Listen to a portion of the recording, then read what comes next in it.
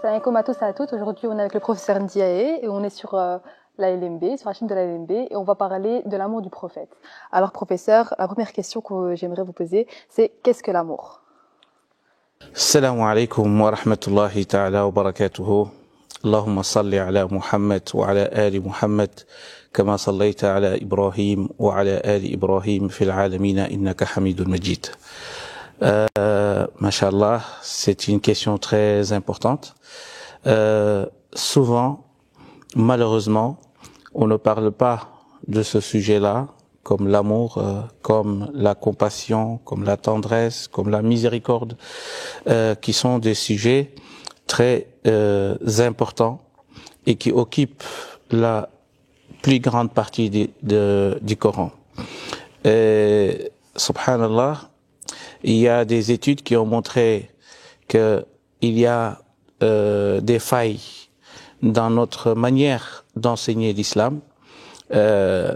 Si on regarde par exemple dans le droit musulman ou dans les autres matières, on a des chapitres sur le djihad, on a des chapitres sur les châtiments corporels, on a des chapitres sur ce qu'on entend souvent, mais on n'a pas des chapitres par exemple comme la rahma.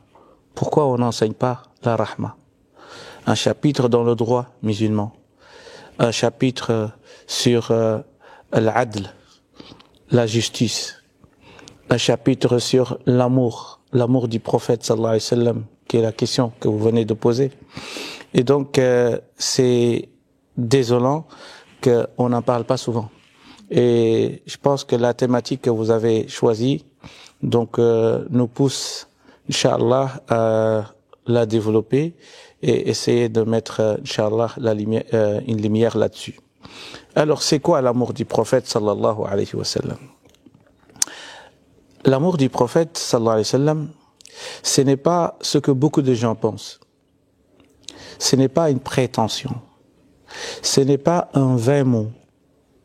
Ce n'est pas une déclaration que nous devons faire. Mais c'est une action. Et c'est différent. Et lorsqu'on parle de l'amour du prophète sallallahu alayhi wa sallam, on n'est pas dans l'amour platonique. C'est-à-dire, je peux rester là où je suis, assis, sur mon fauteuil, et je dis j'aime le prophète sallallahu alayhi wa sallam. Alors là, on va analyser un verset pour savoir c'est quoi l'amour du prophète sallallahu alayhi wa sallam.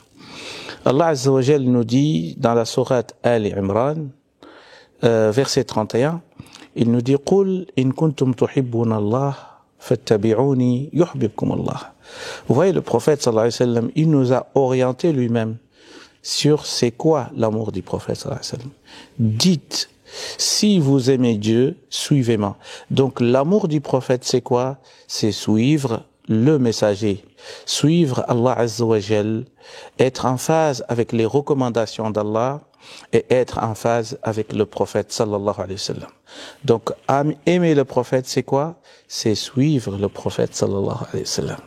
Et c'est pour cela que le poète, il a dit ta'sil ilaha wa tuzhiru hubbahu hadha muhalun fil qiyas badi'u. Donc le poète nous dit que tu désobéis à Allah Azza wa Jal et tu prétends que tu l'aimes.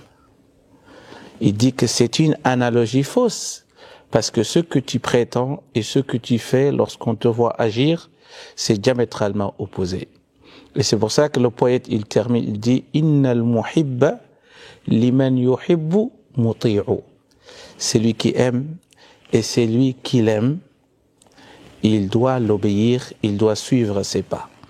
Et donc, l'amour du prophète sallallahu alayhi wa sallam, c'est suivre les recommandations du prophète sallallahu alayhi wa sallam, c'est être en phase avec sa sunna, c'est vivre sa sunna, c'est vivre avec ses recommandations, ses directives.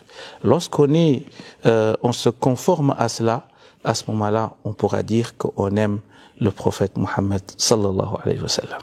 Donc vous nous avez dit comment aimer le prophète alayhi wa sallam, mais pourquoi aimer le prophète? Alors pourquoi nous devons aimer le prophète sallallahu alayhi wa sallam? Pour plusieurs raisons. La première chose, c'est qu'Allah Azza wa Jal, et il a toujours mis son nom juste à côté du nom du prophète sallallahu alayhi wa sallam, c'est-à-dire ou bien le nom du prophète à côté du nom du prophète sallallahu alayhi wa sallam. Allah nous dit وَمَنْ يُطِعِ اللَّهَ, celui qui obéit à Allah, il a obéi au prophète. Celui qui obéit au prophète, il a obéi à Allah Azza wa Jal.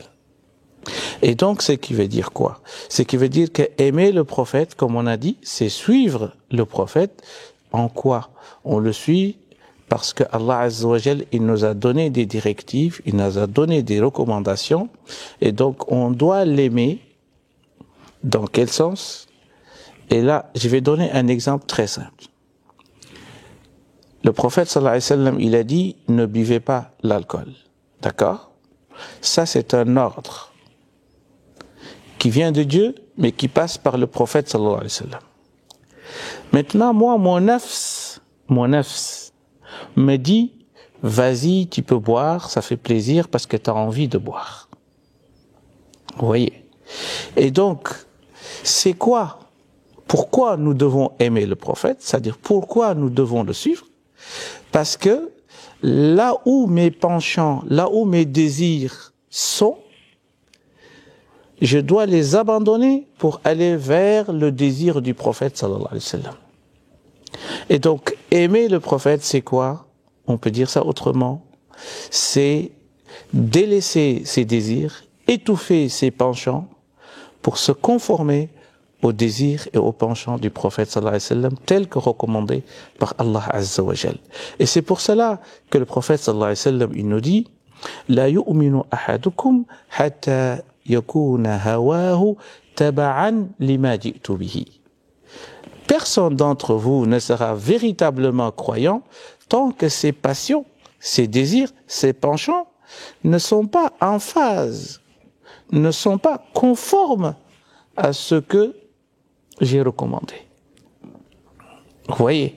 Et donc, on voit clairement que nos penchants, à côté, parallèlement, ce que le prophète sallallahu alayhi wa sallam, ce que Allah, ce que l'islam nous ordonne, à côté de nos penchants, nous devons abandonner nos désirs, nos caprices, nos tendances, tout ce que nous aimons et qui est en contradiction avec ce que Allah Azza wa Jal aime.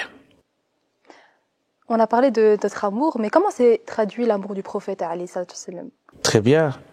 Là, on revient toujours sur l'amour du prophète sallallahu alayhi wa sallam. Si on aime le prophète sallallahu alayhi wa sallam, nous devons être comme les compagnons, comment eux, ils l'ont concrétisé. Parce qu'on a des exemples. On a des exemples sur les compagnons du prophète sallallahu alayhi wa sallam. On a dit tout à l'heure, suivre sa sunna. Il y a un compagnon, subhanallah, qui s'appelle Thawban.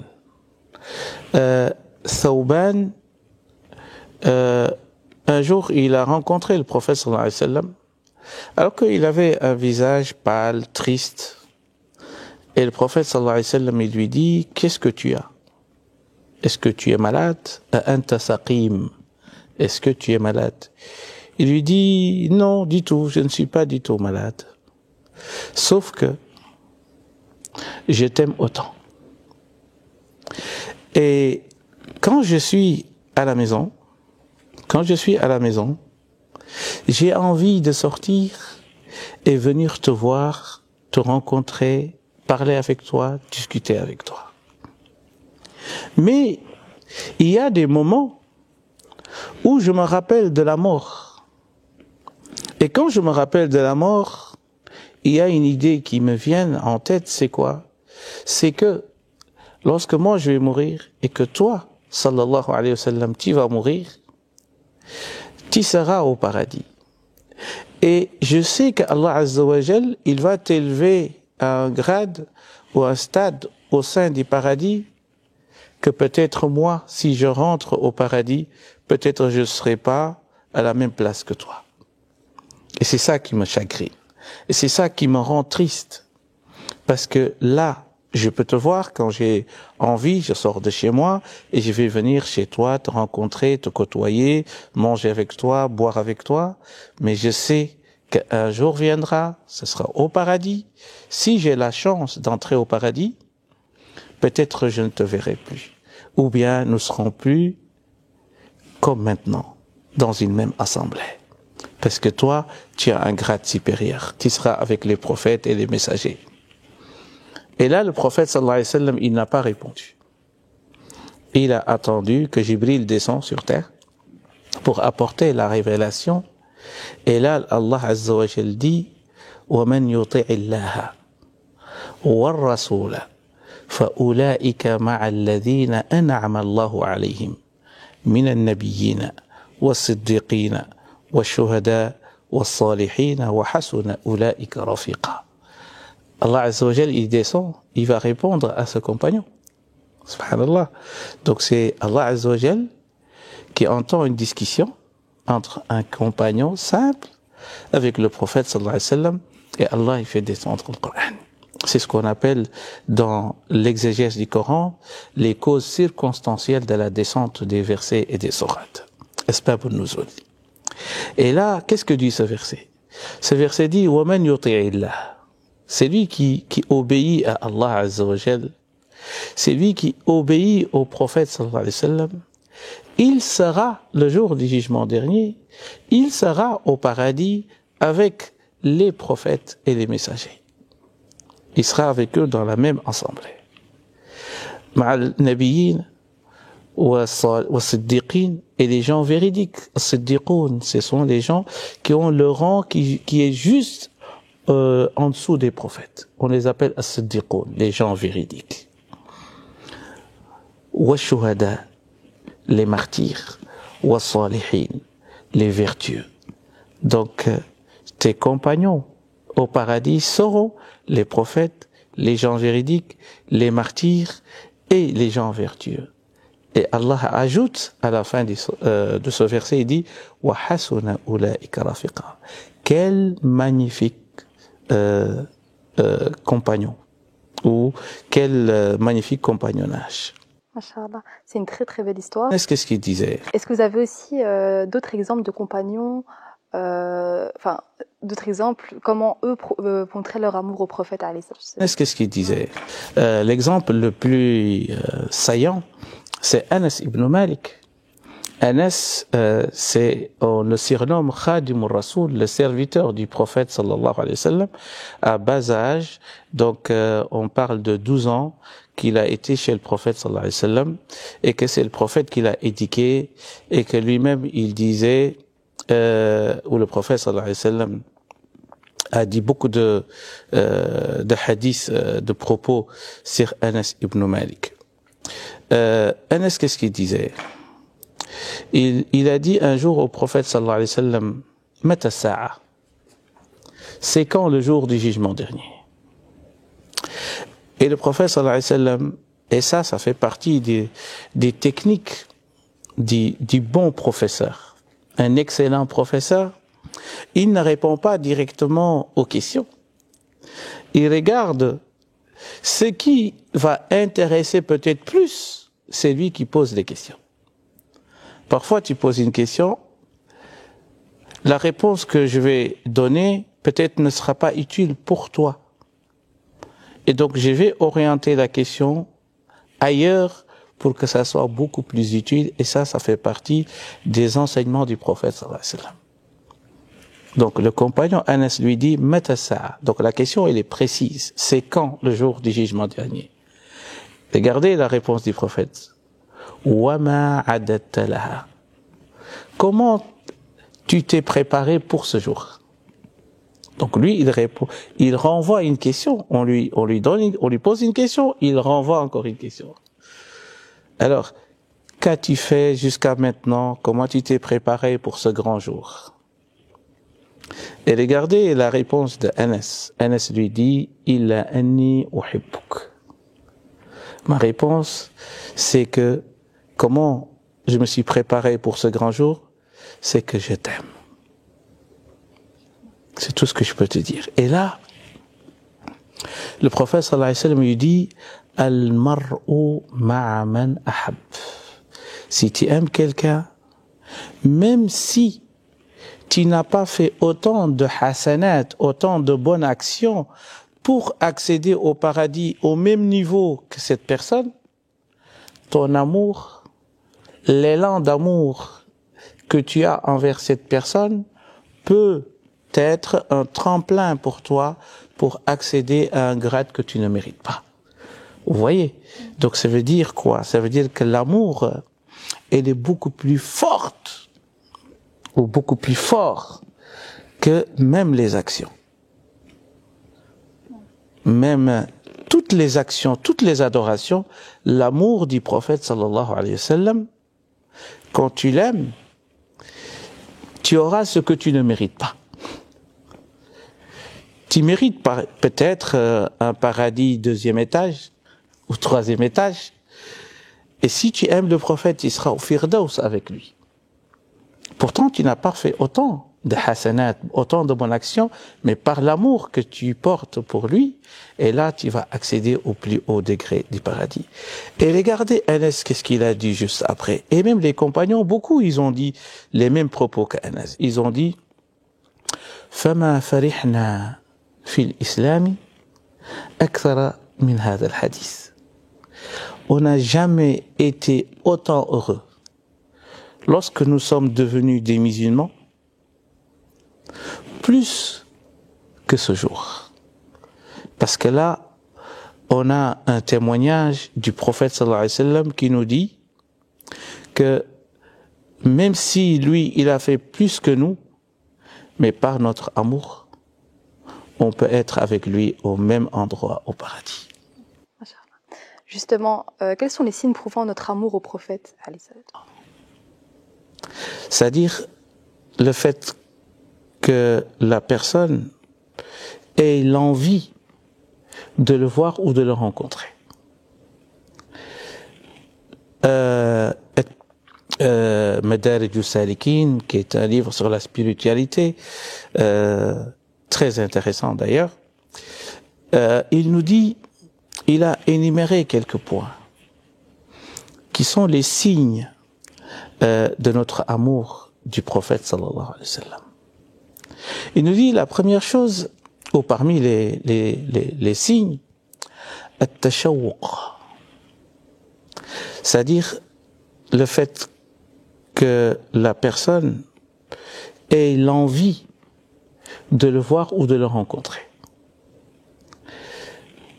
At-Tirmidhi, il a écrit un livre qui s'appelle Al-Shama'il Muhammadiyya, les qualités physiques et morales du prophète sallallahu alayhi wa sallam. Et nos savants lisaient ce livre. Pourquoi? Pourquoi ils ont eu une attention particulière à ce bouquin? Parce que ce bouquin explique comment était le prophète sallallahu alayhi wa sallam, comment il souriait, comment il marchait, comment était son visage, comment étaient ses dents, comment il se comportait. Donc, ce livre reflète les qualités physiques et morales du prophète sallallahu alayhi wa sallam.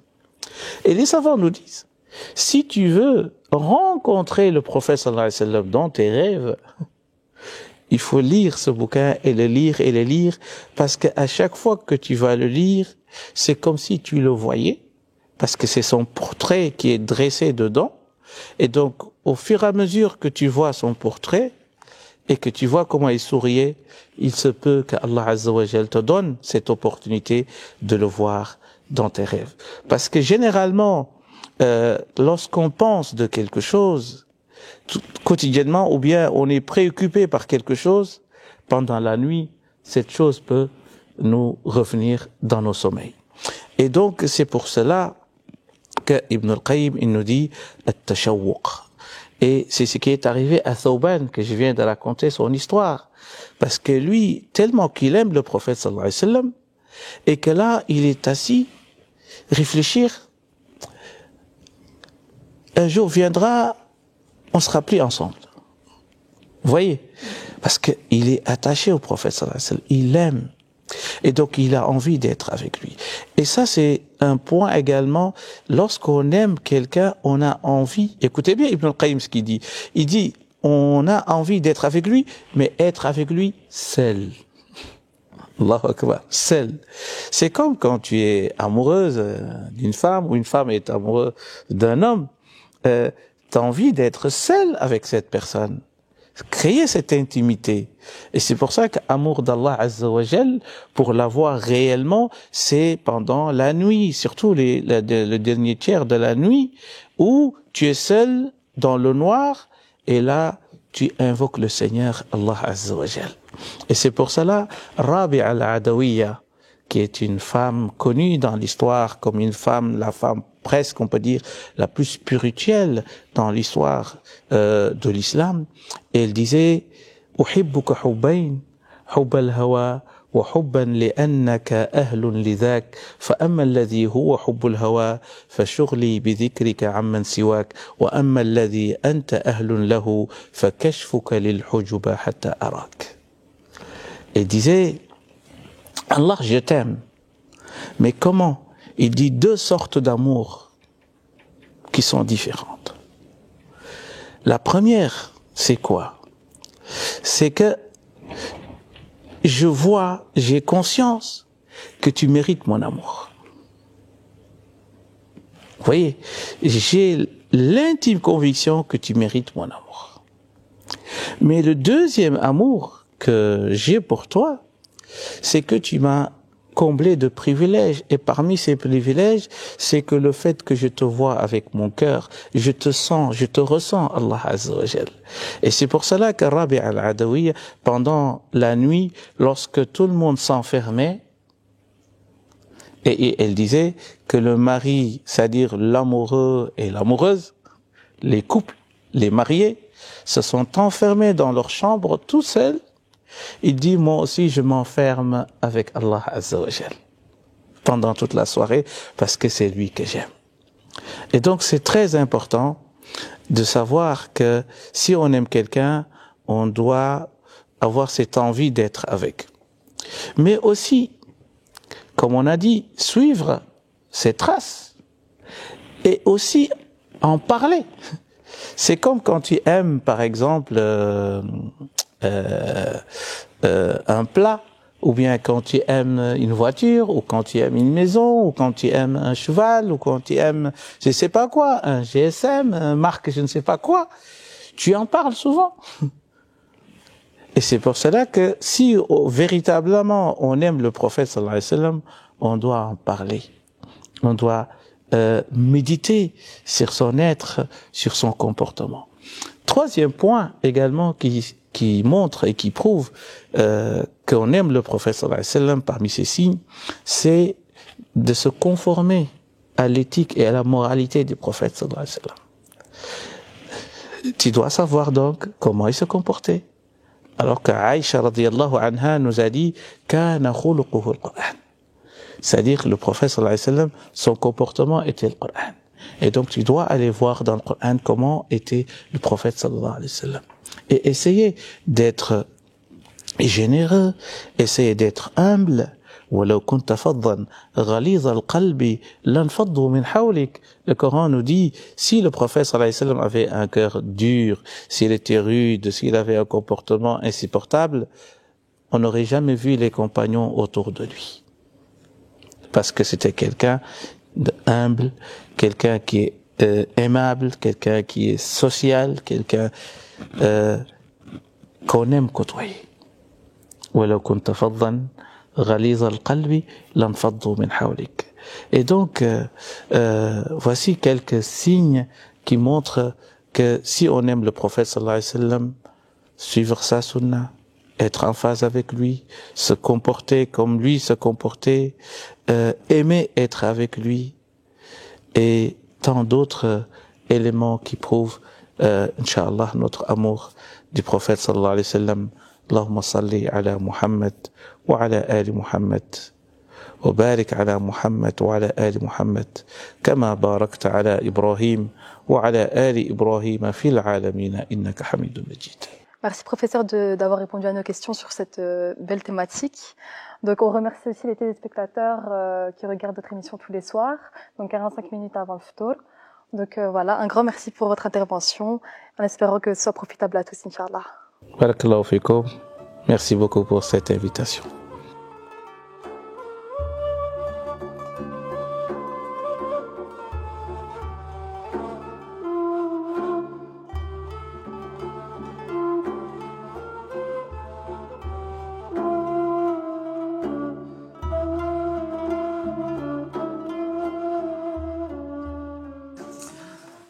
أعوذ بالله من الشيطان الرجيم.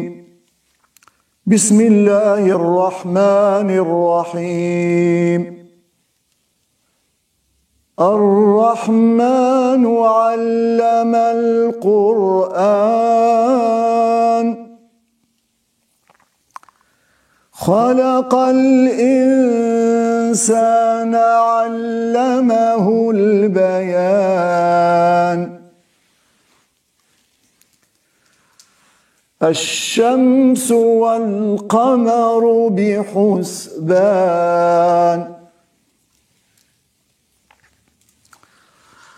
والنجم والشجر يسجدان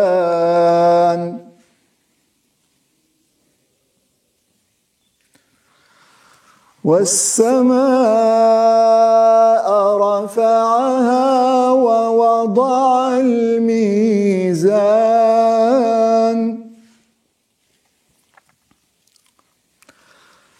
ألا تطغوا في الميزان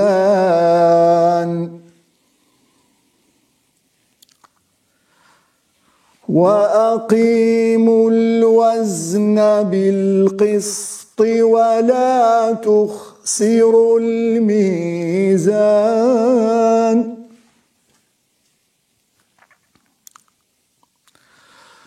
والأرض وضعها للأنام فيها فاكهة والنخل ذات الأكمام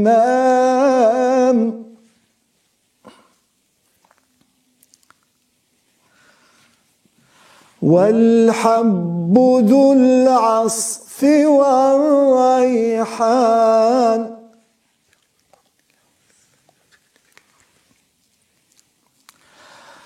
فبأي آلاء ربكما تكذبان خلق الإنسان من صلصال كالفخار خلق الإنسان من صلصال كالفخار وخلق الجان من مارج من نار فبأي آلاء ربكما تكذبان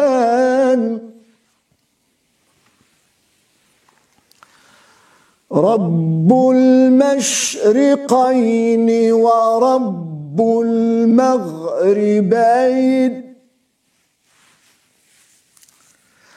فبأي آلاء ربكما تكذبان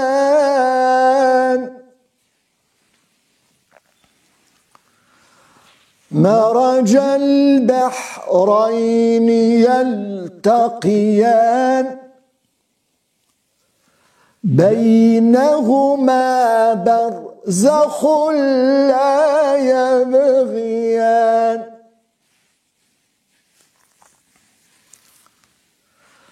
فبأي آلاء ربكما تكذبان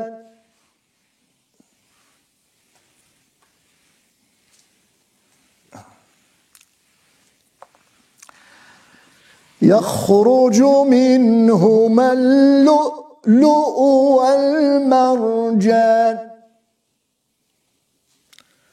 فبأي آلاء ربكما تكذبان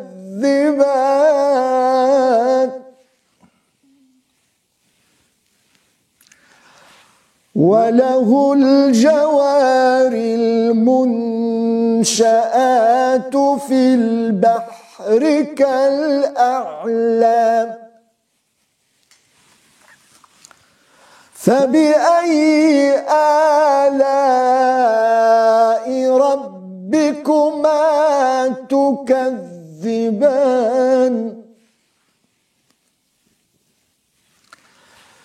كل من عليها فان كل من عليها فان ويبقى وجه ربك ذو الجلال والإكرام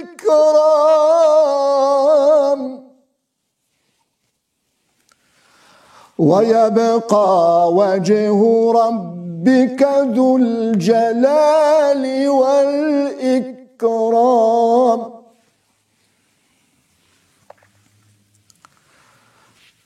فبأي آلاء ربكما تكذبان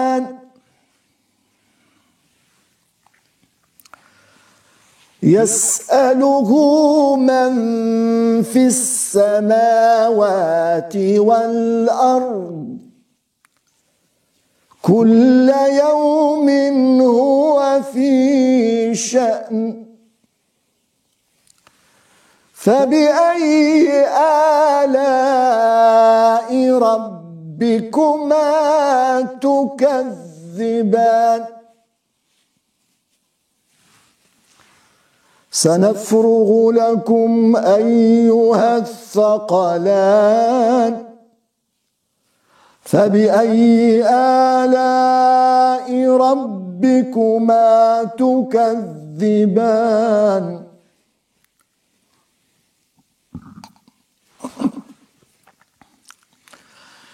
يا معشر الجن والإنس إن استطعتم أن تنفذوا من أقطار السماوات والأرض إن استطعتم أن تنفذوا من أقطار السماوات والأرض فانفذوا لا تنفذون إلا بسلطان فبأي آلاء ربكما تكذبان يرسل عليكما شواظ من نار ونحاس فلا تنتصران فبأي آلاء ربكما تكذبان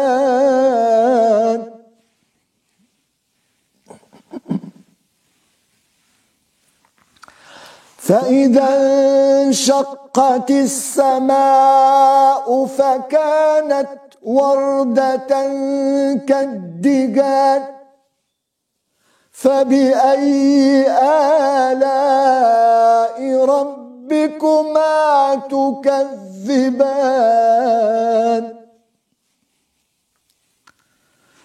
فيومئذ لا يسأل عن ذنبه إنس ولا جان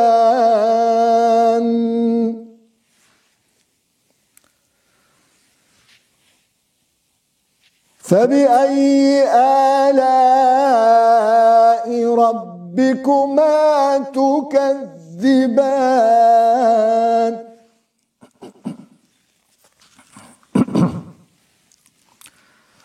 يعرف المجرمون بسيماهم فيؤخذ بالنواصي والأقدام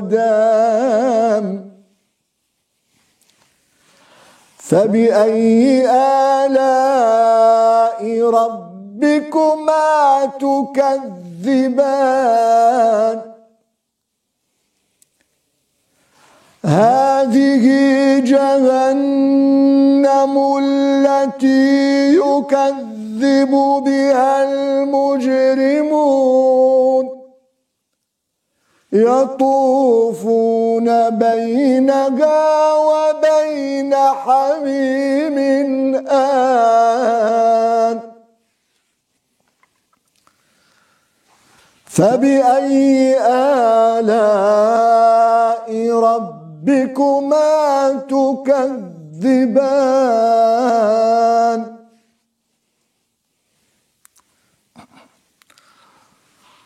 ولمن خاف مقام ربه جنتان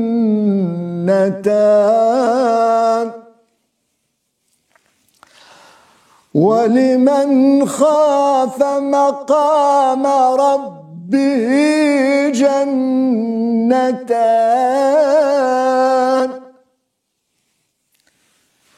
فبأي آلاء ربكما تكذبان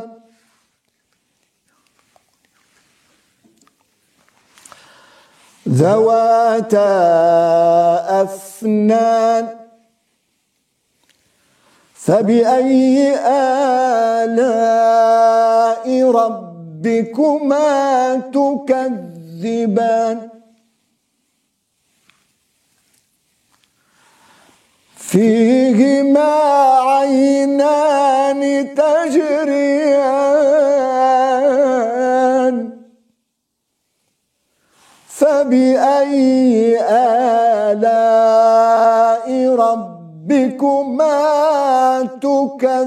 تكذبان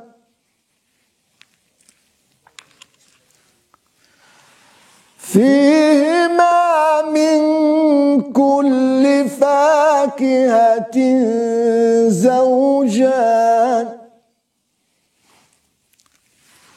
فبأي آلاء ربكما تكذبان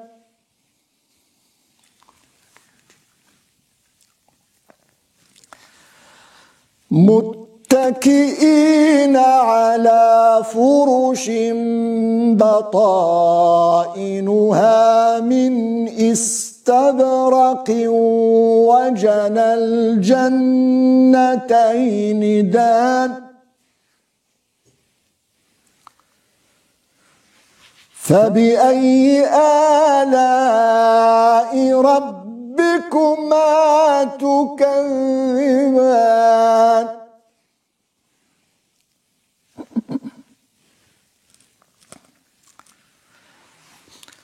فيهن قاصرات الطرف لم يطمثهن إنس قبلهم ولا جان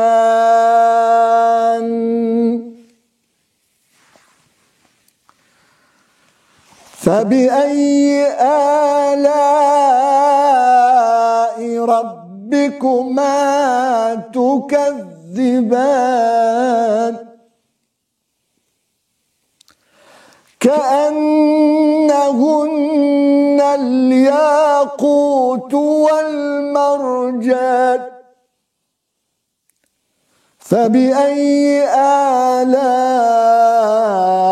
ربكما تكذبان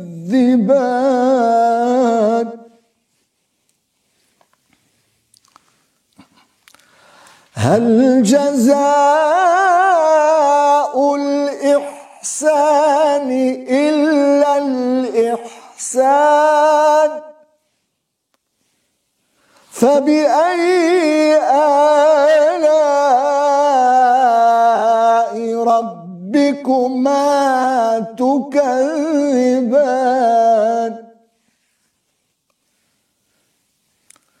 ومن دونهما جنتان فبأي آلاء ربكما تكذبان ومن دونهما جنتان فبأي آلاء ربكما تكذبان مدهامتان فبأي آلاء ربكما تكذبان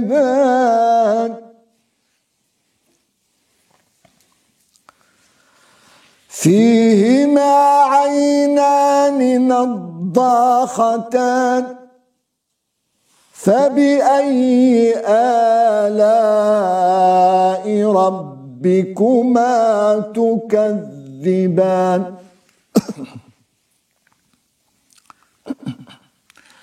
فيهما فاكهة ونخل ورمان فبأي آلاء ربكما تكذبان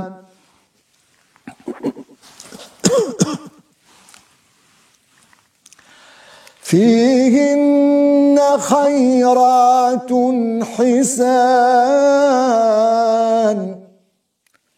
فبأي آلاء ربكما تكذبان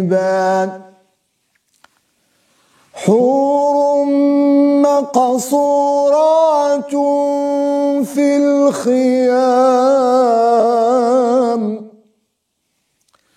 فبأي آلاء ربكما تكذبان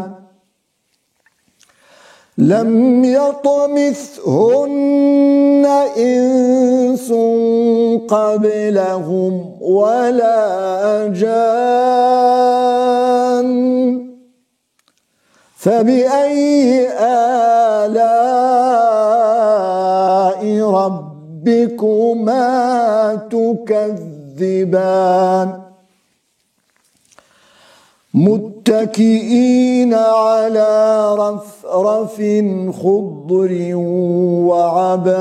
وعبقري حسان فبأي آلاء ربكما تكذبان تبارك اسم ربك ذي الجلال والإكرام صدق الله العظيم.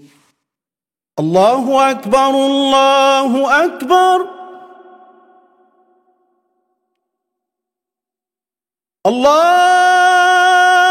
الله أكبر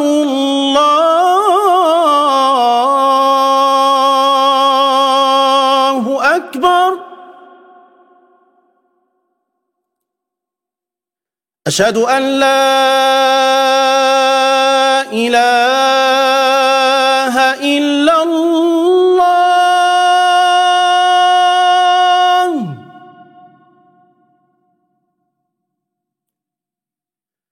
أشهد أن لا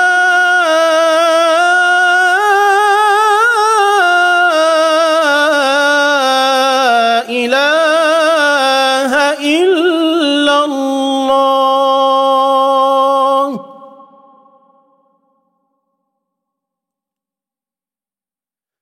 أشهد أن محمدًا رسول الله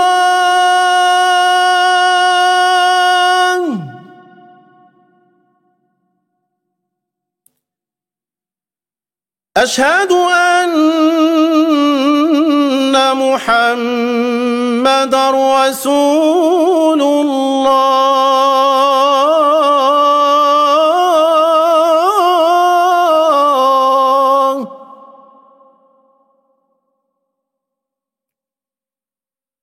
حي على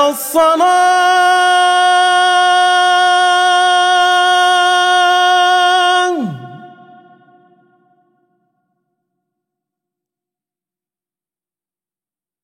حي على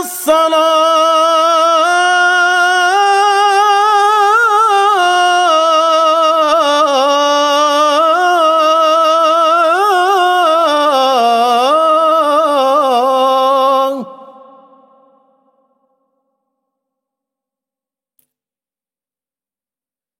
حي على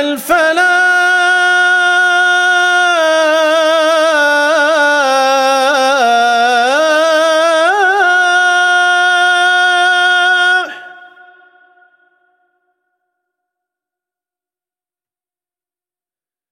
حي على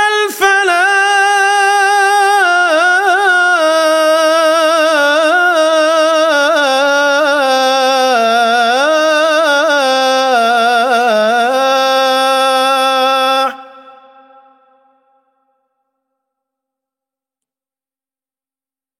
الله أكبر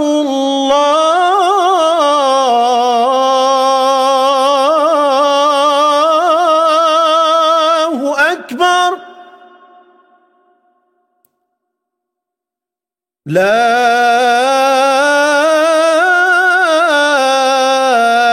إله إلا